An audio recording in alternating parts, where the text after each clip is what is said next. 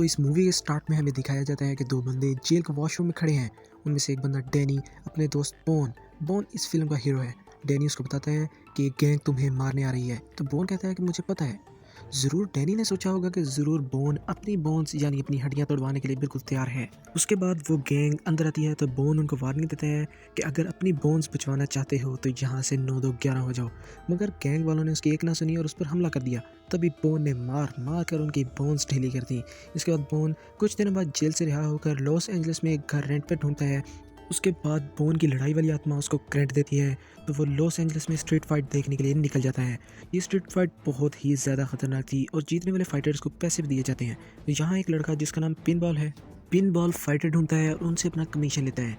इसके बाद एक आदमी जिसका नाम थोड़ी वाला बंदा यानी कि हैमरमैन था।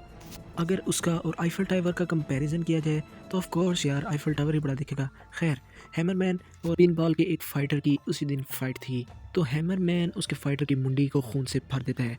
उसके बाद पिनबॉल पैसे हार जाता है और परेशानी की हालत में अपनी गाड़ी में जाकर बैठता है तो बोन पहले ही वहाँ पर छुपा होता है। तो इससे हमें यह मालूम होता है कि बोन सिर्फ फाइटर ही नहीं, थोड़ा थोड़ा पार्ट टाइम चोर भी है। तो खैर, बोन पिनबॉल को ऑफर करता है कि अगर वो उसके लिए फ़ाइट में पैसा लगाएगा तो पैसे का 40% पिनबॉल का होगा और अगर पैसा बोन लगाएगा तो उसका 20% पिनबॉल को मिलेगा। और बोन बहुत सारे पैसे भी उसको देता है। पैसा देखने के बाद ज़ाहिर है उसकी लालच वाली आत्मा ज़रूर हिली होगी और वो बोन की ऑफ़र को एक्सेप्ट कर लेता है। उसके बाद बोन की पहली फाइट होती है तो बोन पहली फाइट में सिर्फ 2 किक्स मारकर अगले की आत्मा शांत कर देता है। ये देखकर सब बहुत ज़्यादा हैरान थे। उसके बाद बोन की दूसरी फाइट होती है जिसमें बोन अपने ओपोनेंट फाइटर को एक ही घूसा मारकर उसकी आत्मा को साइलेंट मोड पे लगा देता है। लेकिन उस फाइटर का बॉस जिसने उस फाइटर पे पैसे लगाए थे वो बोन का पैसे देने से इनकार कर देता है। तो बोन उसकी और उसके फाइटर्स की फ्री ऑफ कॉस्ट धुलाई कर देता है और उनसे सारे के सारे पैसे लेकर वहाँ से चला जाता है।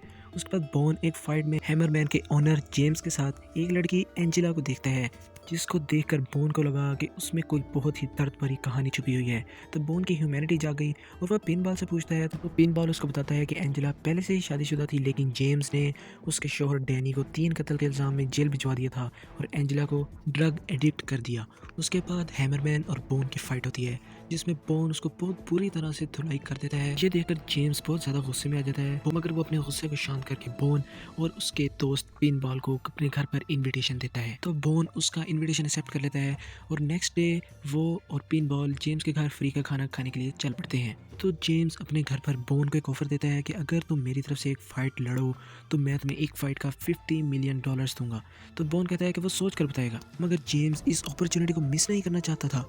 लेकिन जेम्स को लगता था कि बोन एंजेला को पसंद करता है, इसलिए जेम्स ने एंजेला को कहा कि तुम बोन से मिलो और उसको फाइट के लिए तैयार करो। एंजेला ने बिल्कुल उस तरह किया। एंजेला बोन से मिलती है तो बोन उसको बताता है कि तुम्हारा हस्बैंड डैनी मेरा बहुत अच्छा दोस्त था मगर उसको प्राइजन में कुछ लोगों ने कत्ल कर दिया था। एंजेला बहुत ज़्यादा दुखी होती है और रोने लगती है। तो एंजेला बोन को कहती है कि उसका एक बच्चा भी है मगर ये लोग उसको अपने बेटे से मिलने ही नहीं देते। तो बोन जेम्स को कहता है कि अगर वो एंजेला को उसके साथ जाने दे तो वो उसके लिए फ़ाइट करेगा। तो जेम्स उसी वक्त राज़ी हो जाता है और बोन उसको उसके बेटे से मिलवा देता है।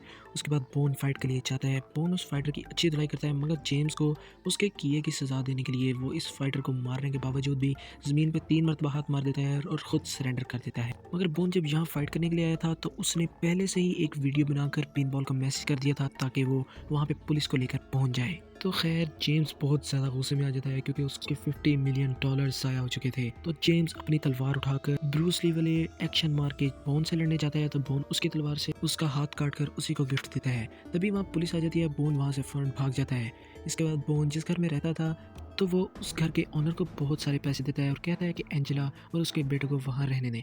उसके बाद बोन वहाँ से चला जाता है मगर उसके जाने के बाद सब लोग उसको बहुत ज़्यादा मिस करते हैं क्योंकि वो बहुत ही ज़्यादा अच्छा इंसान था। उसने बहुत ज़्यादा हेल्प की थी लोगों की। तो दोस्तों यही इस मूवी का एंड था। अगर आपने इस मूवी को लाइक किया हो तो